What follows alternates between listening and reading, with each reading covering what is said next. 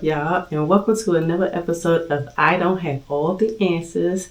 It's your girl, Ava. Yeah, I said just like that. And on today's episode, right? First of all, y'all, I'm not even going to lie to you all. I'm extremely exhausted. It has been a very, very long day. For me, it started very early after hanging out last night, which I didn't hang out too much, but I hung out a little bit last night, which was Valentine's Day weekend, aka All-Star weekend, aka President's Day weekend. So there was a lot to do in the city this weekend. I decided to start this episode with a little story time before I get into the actual topic of today. So this is about the time that I finessed. I didn't really finesse him. I feel like I got finesse, but not. So maybe it was both. So let me not say that I finessed this person. But I definitely pulled a move, okay? So back in the day, I used to dilly and dally in the cannabis industry. Let's just say I got put on by my good Delaware man. And he had a move for me to, deliver some to BJ the Chicago Kid. Now, if y'all don't know, BJ the Chicago Kid is an artist, right? At this time, he had a little buzz going. He was featured on a couple of songs. He had that song that I really love with Freddie Gibbs. So I've been on him pretty much since then. And so when I got the opportunity to go link with him off some tree stuff, of course I was like, yeah. If you ever, well, maybe not as much now, but if you ever needed to move and it was something that wasn't going to give me jail time or a lot of jail time, then I was pretty much down to do it. I'm not even gonna lie to y'all. I have lived in a very interesting life. I think I'm on my seventh life at this point. I'm about 7 lives in. Nonetheless, so when my man called me with this move, right, I didn't have nothing. I was dry. It was a drought. I don't know what was going on. I can't recall exactly what was going on, but I didn't have nothing. No treat at all. And all of my plugs at the time, they didn't really have nothing either. So I was like, oh my God, I was drowning. So I called an unlikely person, right? And the only reason why I called them was because, one, I did trust them. Or I do trust them. Because even to this day, I do trust them. And they used to dilly and dally in the industry, a while ago. But the reason why I shouldn't have even called this person really was because they don't consume. And it's been a very long time since they've been in the game, and they were so far removed. Like, weed was on a whole nother level at this particular time.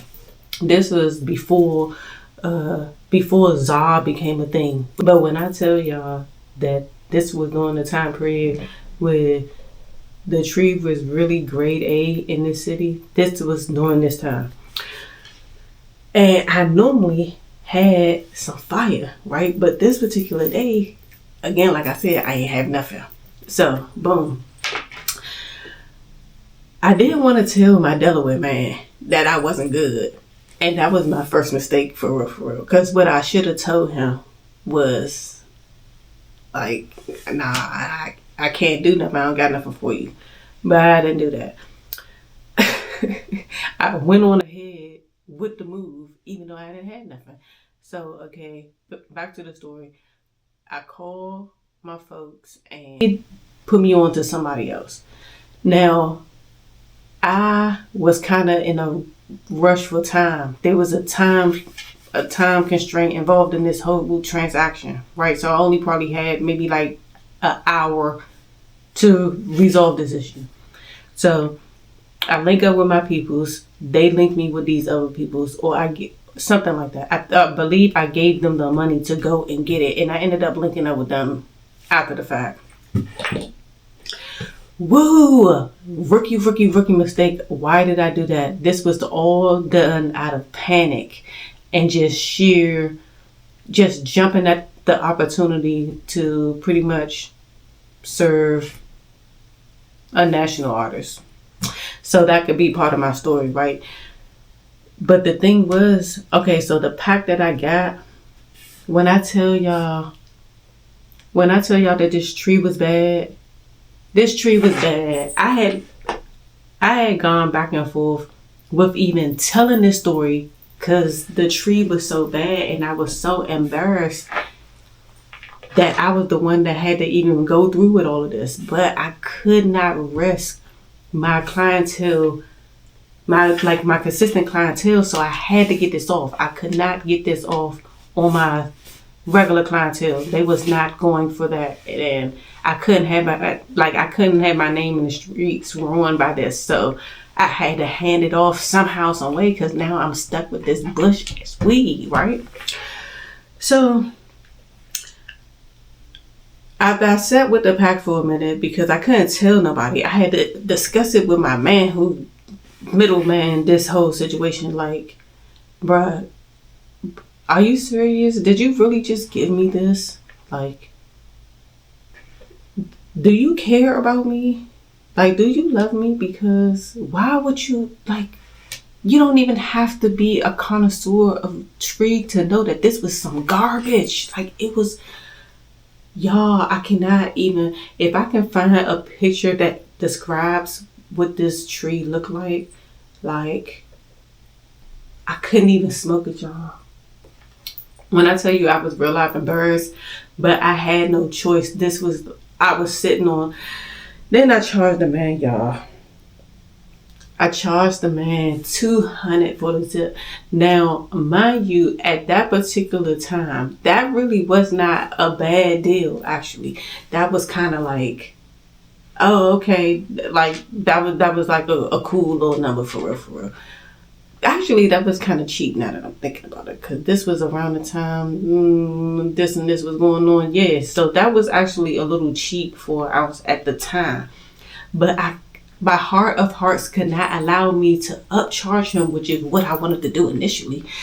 Because, but this is exactly what I get for this type of thinking, because why would I even do that? Again, I was dead wrong in the first place, because I should have just told my people that I couldn't do it. But I didn't do that. And I went through with it anyway. And I had to serve this man. The worst weed I have ever seen in my whole entire life, y'all.